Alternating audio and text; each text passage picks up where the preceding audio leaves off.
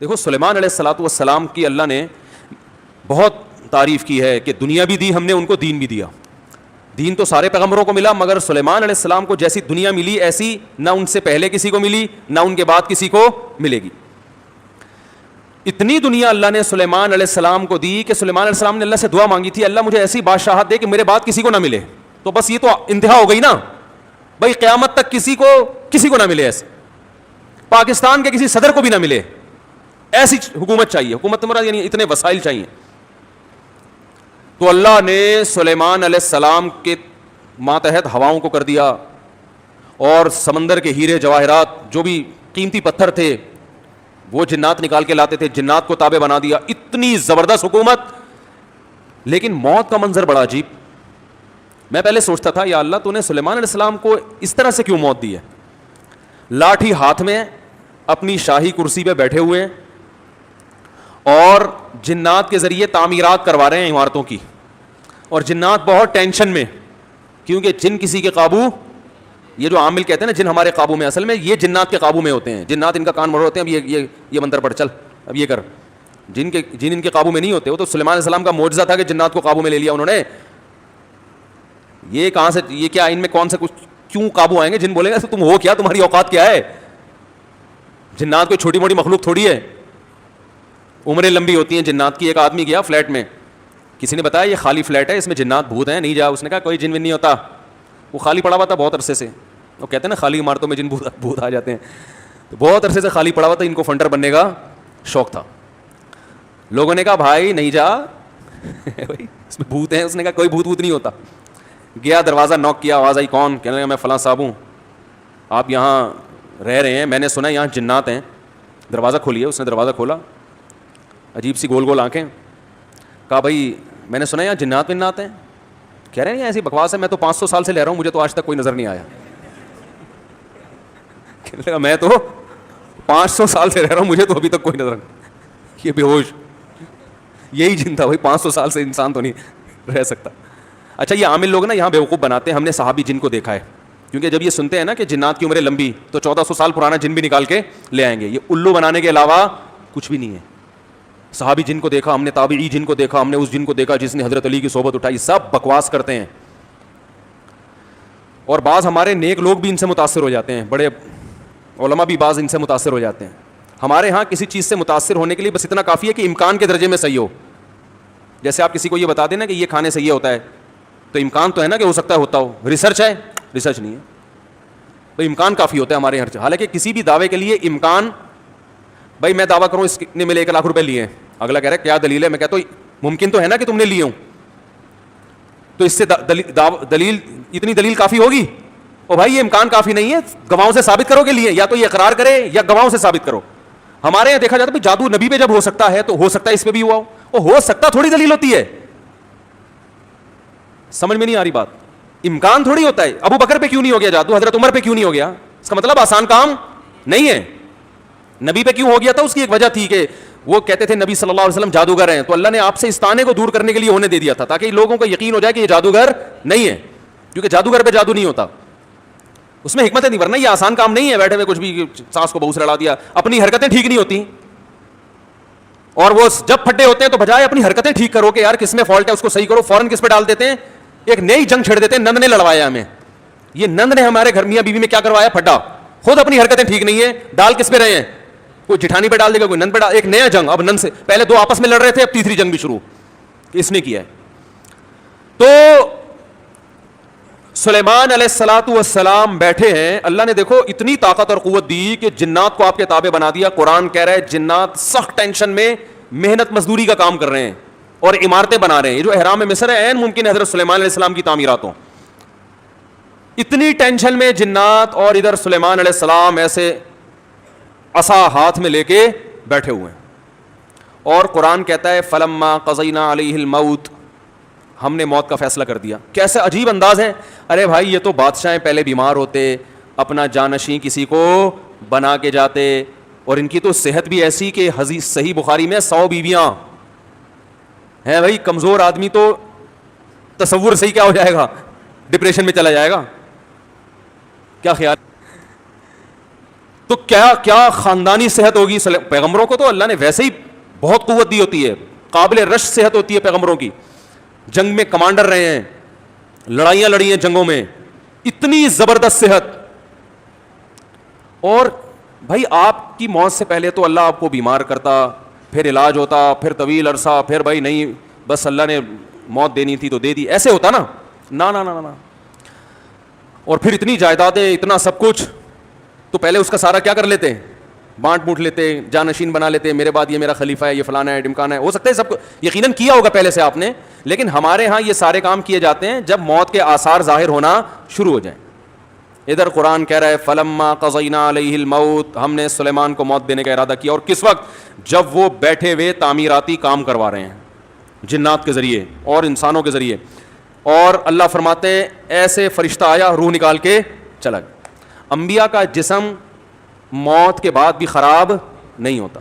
مرزا غلام احمد قادیانی کی قبر کھول کے دیکھو, اگر ایک ہڈی بھی بچی ہوئی ہے نا, ایک ہڈی بھی اس کمبخت کی باقی ہے,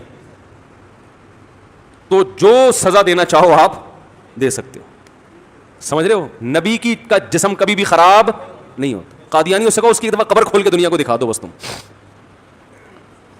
انبیاء کا جسم خراب نہیں ہوتا. تو قادیانی ہو سکتا ہے یہ گستاخی کریں کہ نبی صلی اللہ علیہ وسلم کی تو قبر کوئی کھول نہیں سکتا. تو بھائی نبی صلی اللہ علیہ وسلم کو ہم بھی نبی مانتے ہیں اور آپ بھی نبی مانتے ہیں, اور آپ پر تو اجماع ہے, بلکہ اس کو تو غیر مسلم بھی مانتے ہیں کہ آپ کی باڈی خراب نہیں ہوئی ہے, اس لیے کہ آپ صلی اللہ علیہ وسلم کے جسد اطہر کو قبر مبارک سے نکالنے کی بہت زیادہ کوششیں ہو چکی ہیں ماضی میں, غیر مسلموں نے کی ہیں سرنگیں بنا کے. اس کا مطلب ان کو بھی پتا تھا کہ جسم کیا ہے, سلامت ہے. تو انبیاء کا جسم کبھی بھی خراب نہیں ہوتا. تو قرآن کہہ رہا ہے ادھر ٹیک لگا کے بیٹھے ہوئے ہیں سلیمان علیہ السلام, جسم سے روح نکلی ہے, اور پتہ نہیں کتنے دنوں تک اسی طرح ایسے ہی رہے ہیں. وہ چونکہ اس طرح سے ٹیک لگی ہوئی تھی کہ گرے نہیں ہیں. اب دیمک نے کھانا شروع کیا سلیمان علیہ السلام کی لاٹھی کو. ما دلہم علی موتہ الا دابۃ الارض تأکل من سأتہا. اللہ فرماتے ہیں زمین پر رینگنے والے کیڑے نے جب لاٹھی کو کھانا شروع کیا ہے, تو کتنے دن لگتے ہیں کیڑے کو لاٹھی کو کھانے میں, تو جب لاٹھی کو اتنا کھا لیا کہ بیلنس آؤٹ ہو گیا تو سلیمان علیہ الصلوۃ والسلام زمین پر گر پڑے. پھر جنات کو پتہ چلا کہ بھائی ان کا تو بہت دن پہلے انتقال ہو چکا ہے. اللہ فرماتے ہیں کہ اگر جنات کو پہلے سے پتہ ہو جاتا کہ ان کی موت واقع ہو چکی ہے, ما لبثوا فی العذاب المہین, تو اتنی سخت ٹینشن میں جو انہوں نے دن گزارے اس ٹینشن میں وہ دن نہیں گزارتے. جیسے ہی جنات کو پتہ چلا کہ ان کا انتقال ہو گیا, جس نے جہاں اینٹ لگائی تھی نا وہیں چھوڑ کے بھاگ گیا. ان کو پتا تھا قیامت تک کوئی عامل کا باپ بھی مجھے قابو نہیں کر سکتا. جو کنسٹرکشن کا کام جہاں تک تھا نا وہیں سے جنات نکل لیے. ورنہ سلیمان السلام دو چار عاملوں کے ذمہ لگا کے چلے جاتے, بھائی میں کسی بھی وقت دنیا سے جا چکا ہوں, جا سکتا ہوں, تو ان کو ذرا پکڑ کے واپس لانا, جو دو چار اینٹیں رہ گئی وہ تو لگا دیں. ہیں بھائی, یہ قرآن کے الفاظ بیان کر رہا ہوں, ما لبثوا فی العذاب المہین. اللہ فرماتے ہیں کہ جنات کو پہلے سے پتا ہوتا نا کئی دن پہلے ان کا انتقال ہو چکا ہے, تو یہ اتنی سخت ٹینشن میں نہ ہوتے. وہ تو یہی دیکھ رہے ہیں ہماری نگرانی کر رہے ہیں ایسے, کیونکہ چہرہ بھی بالکل اسی طرح, چہرے پہ رونق اسی طرح جیسے زندگی کے آثار ہوتے ہیں, بالکل وہی کنڈیشن. سوال پیدا ہوتا ہے, دیکھو اللہ کے ہر کام میں حکمت ہوتی ہے کہ نہیں ہوتی. دیکھو ہمارے نبی صلی اللہ علیہ وسلم نے میدان جنگ میں شہادت کی بہت تمنا کی ہے, لیکن آپ کو میدان جنگ میں شہادت نہیں ملی, کیونکہ حکمت کے خلاف ہو جاتا. لوددت ان اقتل فی سبیل اللہ ثم احیا ثم اقتل ثم احیا ثم اقتل ثم احیا ثم اقتل. آپ صلی اللہ علیہ وسلم نے فرمایا میری یہ خواہش ہے, میری یہ چاہت ہے. لوددت کا معنی ہوتا ہے بہت زیادہ چاہت, لا احببت نہیں فرمایا, لوددت مودت محبت سے اوپر کا درجہ ہے.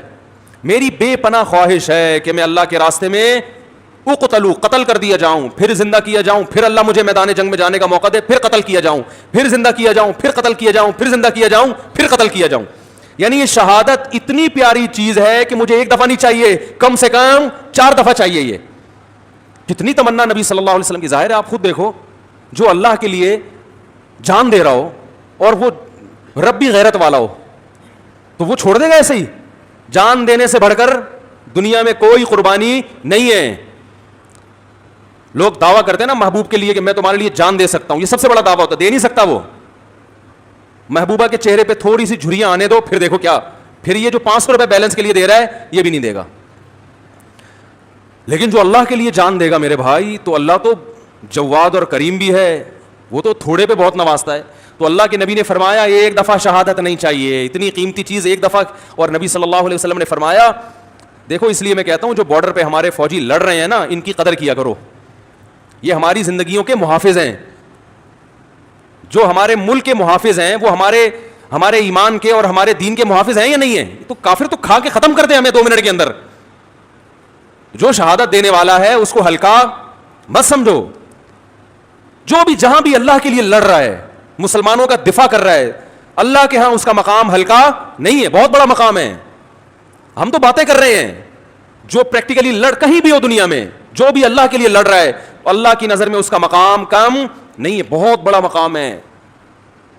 تو نبی صلی اللہ علیہ وسلم نے فرمایا قیامت کے دن شہید کو لایا جائے گا, اسے جنت کی نعمتیں دی جائیں گی. اللہ اس سے پوچھیں گے بتا تجھے کچھ اور چاہیے؟ وہ کہے گا اللہ تو نے ساری نعمتیں مجھے دے دیں, جنت میں حوریں مل گئیں, شہد کی نہریں مل گئیں, دودھ کی نہریں مل گئیں, اور کیا چاہیے؟ الم تبیض وجوہنا, تو نے ہمارے چہروں کو کیا کر دیا؟ سفید. اللہ کہے گا پھر بھی؟ تو کہے گا ایک تمنا ہے اگر تو دے سکتا ہے, یعنی دے سکتا کا مطلب تیرے قانون کا حصہ ہے کہ تو وہ دے گا لوگوں کو. وہ تمنا یہ ہے کہ اللہ دنیا میں دوبارہ بھیج, دوبارہ تیری راہ میں لڑوں اور دوبارہ قتل کیا جائے مجھے, کیونکہ جو تیری راہ میں مرنے کی لذت تھی وہ لذت جنت میں حاصل نہیں ہو رہی. وہ ایک الگ ہی چیز ہے نا, یہ احساس انسان کو بڑا کر دیتا ہے کہ میں کس کے لیے جان دے رہا ہوں؟ اللہ کے لیے. وہ مزہ نہیں ہے. یہ جسمانی لذتیں ہیں جو جنت میں آ رہی ہیں, وہ لذت تھی روحانی, وہ لذت نہیں ہے. تو 4 دفعہ نبی صلی اللہ علیہ وسلم نے شہادت کی تمنا کی ہے کہ بار بار یہ عمل ہو, اور آخر ختم کس پر کیا؟ ثم اقتل. ہم کہتے ہیں اللہ میرا دل چاہتا ہے میں تیری راستے میں قتل کیا جاؤں, پھر شہید کیا جاؤں, پھر قتل کیا جاؤں, قتل کیا جاؤں, پھر زندہ کیا جاؤں, پھر قتل کیا جاؤں, پھر زندہ کیا جاؤں, پھر قتل کیا جاؤں, پھر زندہ کیا جاؤں, پھر قتل کیا جاؤں, پھر زندہ کر کے چھوڑ دیا جاؤں. اینڈ کہاں ہوتا ہمارا بھائی ہے بھائی کہ پھر 4 دفعہ شہادت کا ثواب حاصل کر کے پھر اپنی لائف کو میں کیا کروں گا بھائی؟ انجوائے کروں گا. نا نا نا نا, نبی نے ختم کہاں کیا؟ بولو بھائی, قتل پہ. اینڈ کیا ہونا چاہیے؟ تیری راہ میں قتل, تیری راہ میں قتل, انجام یہاں ہونا چاہیے. اس کے باوجود آپ صلی اللہ علیہ وسلم کو میدان جنگ میں شہادت نہیں ملی. آپ کی موت شہادت سے ہی ہوئی ہے, اس لیے کہ وہ یہودی نے زہر پلایا تھا تو اس کے آثار تھے کہ آخر وقت میں آپ پر بخار آیا. لیکن جو میدان جنگ کی شہادت ہوتی ہے نا, جس کی نبی تمنا کر رہے ہیں, وہ والی شہادت نہیں ملی. کیوں؟ حکمت تھی کہ اگر آپ کی میدان جنگ میں شہادت ہوتی تو غیر مسلم کافر یہ کہتے کہ آپ اپنے مشن کو مکمل کیے بغیر دنیا سے چلے گئے. تو آپ آخری نبی ہیں, آخری نبی جب تک اپنے مشن کو مکمل نہیں کر لیں گے اس وقت اب آپ پر موت واقع نہیں ہو سکتی. اور یہ طبعی موت میں ہو سکتا ہے, کیونکہ جب طبعی طور پر انسان کی موت واقع ہوتی ہے اس کو وصیت کا موقع ملتا ہے, اسے سب جو ہے نا سارے کام کرنے کا, سمیٹنے کا موقع ملتا ہے. تو وہ تو نبی اگر میدان جنگ میں شہید ہوتے تو بھی سارے کام پہلے کمپلیٹ کر لیتے, لیکن ایک شک ہو سکتا تھا غیر مسلموں کو, تو اللہ نے وہ شک کے راستے بھی کیا کر دیے؟ ختم. کہ آپ کو کئی دن بیمار کیا گیا, جو وصیتیں آپ نے کرنی تھی کر لی, اور ہمیں اطمینان ہو گیا کہ اب جو کام رسول اللہ صلی اللہ علیہ وسلم نے کرنا تھا, جو وصیتیں کرنی تھی کہ میرے بعد میرا جانشین کون ہوگا, اور وہ ساری فائلیں آپ صلی اللہ علیہ وسلم کمپلیٹ کر کے گئے ہیں, سارے کام مکمل کر کے گئے ہیں. نماز میں آخری دنوں میں جب آپ بیمار ہوئے تو آپ نے حکم دیا کہ ابو بکر کو کہو وہ نماز پڑھائیں. اس میں اشارہ تھا کہ میرے بعد جانشین کون ہے. دیکھو سفر میں آپ صلی اللہ علیہ وسلم قضائے حاجت کے لیے گئے, جماعت کا وقت ہو گیا تو دوسرے صحابی نے نماز پڑھا دی, ایسا ہوا ہے؟ ابی ابن کعب رضی اللہ تعالیٰ نے نماز پڑھائی, لیکن یہ نماز یہ اپنا مسلح حوالے کرنے والی نماز نہیں تھی. یہ تو کوئی بھی امام کی جگہ کھڑا ہو سکتا ہے نا, امام کو کوئی عذر ہے. سفر میں ایسا ہے, آپ صلی اللہ علیہ وسلم سفر میں قضائے حاجت کے لیے تشریف لے گئے, پیچھے نماز کا ٹائم تھا تو حضرت ابی ابن کعب نے نماز پڑھائی, اور جب نبی تشریف لائے تو انہی کی اقتدا میں آپ نے نماز بھی پڑھی. مگر اس سے ثابت نہیں ہوتا کہ آپ کے بعد آپ کے جانشین کون ہیں, یہ صحابی ہیں, نا نا نا. لیکن جب مرض موت میں مستقل امام بنانے کی ضرورت ہے کہ اب آپ بیمار ہو گئے ہیں, تو صحابیات کہہ رہی ہیں, نبی نے فرمایا مرو ابا بکر فلیصلی بالناس, ابو بکر سے کہو کہ لوگوں کو نماز پڑھائیں. صحابیات نے کہا, امی عائشہ نے کہا یا رسول اللہ میرے والد ابو بکر کمزور دل کے نرم دل کے ہیں, وہ آپ کے مصلی پہ آپ کو غیر موجود دیکھ کر برداشت نہیں, عمر سے کہہ دیں وہ پڑھا دیں, وہ کیا ہے مضبوط, وہ پڑھا دیں گے. ایسے موقع پہ آپ صلی اللہ علیہ وسلم یہ کہہ سکتے تھے کہ بھائی اس سفر میں کسی نے بھی پڑھا دی تو اس میں بحث کرنے کی کیا ضرورت ہے, میری طبیعت خراب ہے, کوئی بھی آ جائے ہے بھائی, کسی کو بھی کہو نماز پڑھا دے. نا نا نا نا نا, آپ کو پتا تھا آج جس کو مصلی پہ کھڑا کر دیا تو قیامت تک کے لیے اسٹیمپ لگ جائے گی کہ نبی کا جانشین کون ہے, بولو بھائی یہ ہیں. تو آپ صلی اللہ علیہ وسلم فرمایا نا نا نا, ابو بکر سے کہو. پھر امی عائشہ نے فرمایا, حالانکہ امی عائشہ کو تو خوش ہونا چاہیے نا, ان کے تو والد ہیں, لیکن وہ دیکھ رہی ہے کہ رقیق القلب ہیں, اور اللہ کے نبی ابو بکر کے علاوہ کسی اور کو قبول, بولو بھائی نا. تو یہ اتنا جو موقع ملا, آپ نے فرمایا پھر سب ازواج کو ڈانٹ لگائی آپ صلی اللہ علیہ وسلم نے کہ تم ایسے ہی مجھ سے جھگڑا کر رہی ہو جیسے یوسف علیہ السلام کے دربار میں جو عورتیں جھگڑ رہی تھیں. تو پھر آرڈر دیا کہ نہ ابو بکر کے علاوہ کوئی بھی نہیں. تو اگر آپ میدان جنگ میں شہید ہو جاتے اچانک تو یہ ساری حکمتیں کیا ہو جاتی, فوت ہو جاتی. تو اللہ نے نہیں شہید ہونے دیا. تو ایسے ہی سلیمان علیہ السلام کو اللہ نے اچانک موت دی ہے, بالکل اس کے برعکس بیٹھے ہوئے ہیں اور جناب فرشتہ آیا, چلو بھائی ٹھیک. موسیٰ علیہ السلام کے پاس آتا تو پہلے ایک چماٹ کھاتا. حدیث میں آتا ہے ہر پیغمبر, دیکھو جتنے بھی علماء ہیں نا, ہر ایک کا مزاج دوسرے سے مختلف ہوتا ہے. مزاج کو دیکھ کے کبھی فیصلہ نہ کیا کرو یہ صحیح ہے یہ غلط ہے. بعض کا مزاج جلالی ہوتا ہے, بعض کا مزاج نرم ہوتا ہے. تو جو نرم مزاج علماء کے پاس رہے ہیں, جب کسی جلالی سے واسطہ پڑتا ہے تو کہتے ہیں ان کے اخلاق ٹھیک نہیں ہے. بھائی اخلاق کی بات نہیں ہے, ہو سکتا ہے ان کے اخلاق ان سے بھی اچھے ہوں, مزاج میں کیا ہے تھوڑا سا جلال ہے. تو مارکیٹ میں ہر قسم کی چیز چاہیے نا, سارے میٹھے میٹھے میٹھے بن جائیں گے تو یہ تو لوگ تو مولویوں کو کھا کھا کے ختم کر دیں گے. ہمارے حضرت جلالی تھے, ایسا نہیں کوئی بھی اٹھ کے آ گیا بیل بجا دی حضرت سے ملنے آئے ہوں. فرمایا بھائی ٹائم ہوتا ہے ہر چیز کا. بڑے بڑے آفیسر آتے تھے حکومت کے, حضرت لفٹ نہیں کراتے تھے, ٹائم ہے اس پہ آؤ گے بیٹھیں گے, اور فالتو بات کرنے کی اجازت. حضرت کے پاس تو بات کرنے سے پہلے آدمی سوچتا تھا, اس لیے کہ وہ کام تھا ان کا, سارا دن مصروف تھے. اگر وہ اس طرح سے بیٹھ جاتے ٹھیے لگا کے, لوگ تو آئیں گے, لائن لگے گی. اور بعض علماء کیا ہوتے ہیں, وہ ذرا جمال ان کی طبیعت میں غالب ہوتا ہے. آپ نہیں آئے تو خدا آپ کے گھر پہنچ جائیں گے, بھائی بہت دن ہو گئے اب تک آئے کیوں نہیں آپ, ہے بھائی. تو یہ ڈیزائن ہے, چلتا ہے. بدگمان نہ ہوا کرو, شریعت پہ اگر چل رہے ہیں نا تو بس صحیح ہے. تو موسیٰ علیہ السلام تھے کیا جلالی. حدیث میں آتا ہے ان کے پاس فرشتہ آیا انسانی شکل میں. موسیٰ علیہ السلام نے پوچھا کیسے آنا ہوا, کون ہو بھائی. انہوں نے کہا موت کا فرشتہ ہوں, آپ کی جان لینے کے لیے آیا ہوں, آپ کی جان لینے کے لیے. حضرت موسیٰ نے ایک زور سے لگایا تماچا, حدیث میں آتا ہے آنکھ نکل کے گر گئی ان کی. پھر اللہ میاں کے پاس گئے, اللہ اپنے کس بندے کے پاس تو نے مجھے بھیج دیا. اب سوال یہ پیدا ہوتا ہے کہ حضرت موسیٰ نے تھپڑ کیوں مارا ہو. اب اس کی تو ظاہر ہے پیغمبر کوئی غلط کام تو کرتے نہیں ہے, تو بہت ساری میرے ذہن میں یہ آتا ہے کہ ان کو یہ فرشتے کا اسٹائل پسند نہیں آیا. شاید یہی وجہ ہو سکتی ہے کہ ایسے ایکسکیوز کر رہے ہو آ کے جیسے کوئی ہدیہ دینے کے لیے آئے ہو. جیسے وہ ایک آدمی کی شادی ہوئی نا, تو دلہن کے پاس گیا تو اب سمجھ میں نہیں آ رہا تھا بات چیت کی ابتدا کیسے ہو, بغیر تمہید کے شروع ہو جائیں تو بولے گی وہ پھوڑا پتہ نہیں اس کو تو بات چیت نہیں آتی. تو اب گھنٹہ بیٹھ کے سوچ رہے کہ بات چیت شروع کیسے کروں. بعض لوگ ادب کے مارے ہوئے ہوتے ہیں نا, ارے بھائی تو جیسے بھی چاہے سمجھ میں آ رہا ہے شروع کر دے. ادب کا مارا ہوا تھا بیچارہ, اردو ادب کا. تو کافی دیر سوچنے کے بعد کہتا ہے کل میری آپ سے شادی ہوئی تھی, اس سلسلے میں حاضر ہوا ہوں. کل میری آپ سے شادی ہوئی تھی, اس سلسلے میں حاضر ہوا. تو خیر سلیمان علیہ السلام کی جو موت اچانک ہوئی ہے, اصل میں سلیمان علیہ السلام کے پاس وسائل بہت تھے, حکومت بہت تھی, کام اس طرح سے بہت پھیلا ہوا تھا. تو ان کو اس طرح سے اچانک موت دے کے اللہ نے بتا دیا کہ تم اس خوش فہمی میں نہ رہو کہ تمہاری بچیوں کی ابھی شادی نہیں ہوئی ہے تو پہلے ان کی شادیاں ہو جائیں گی, بچے اپنے پاؤں پہ کھڑے ہو جائیں گے, ابھی تو تم نے کمیٹی ڈالی ہے وہ نکلے گی, پھر تم کمرشل پلاٹ خریدو گے, ہیں بھائی. اور ابھی تو یوں ہے, ابھی تو میں بہت صحت مند ہوں, میں نے اپنی رپورٹیں سارے ٹیسٹ کروائے, ایک دم اوکے کی رپورٹ ہے, ڈاکٹر نے کہا تو 50 سال سے پہلے مرنے والا نہیں ہے, اور بالکل فٹ فاٹ, اور نہ کوئی ڈپریشن, اور بالکل, اور ابھی میرا زندہ رہنا بہت ضروری ہے کیونکہ میں مر گیا تو کمپنی کا کیا ہوگا, بچیوں کا کیا ہوگا, بیوی کا کیا ہوگا, اور میرے والدین کا کیا ہوگا. تو اللہ نے بتایا تم کس کھیت کی مولی ہو بھائی, اتنے بڑے پیغمبر اور اتنے وسائل کہ تم ان وسائل کا تصور نہیں کر سکتے. میں نے جب ارادہ کیا تو ان سے مشورہ نہیں لیا, بیٹھے بیٹھے موت دے دیے, سارے کام ادھورے, سارے پروجیکٹ, وہ جو اینٹ جہاں رہ گئی تھی نا آخری جن وہ چھوڑ کے بھی بھاگا ہے. تو تمہارے پروجیکٹ کی کیا حیثیت ہے, تم کس کھیت کی مولی ہو بھائی. تو جس کو جتنی دنیا بھی دے دوں سیکنڈ بھی نہیں لگے گا چھیننے میں. تو زیادہ فنڈر بننے کی کوشش, اپنی جو صحت کی رپورٹیں ہیں نا, کولیسٹرول لیول بالکل سیٹ ہے بھائی, ہر سب کچھ ٹھیک ہے, اس کے باوجود بیٹھے بیٹھے مار دوں گا. وہ ہمارے یہاں بہاریوں میں مشہور ہے کہ جب موت آتی ہے نا, اونٹ پہ بیٹھے ہوئے آدمی کو کتا کاٹ لیتا ہے.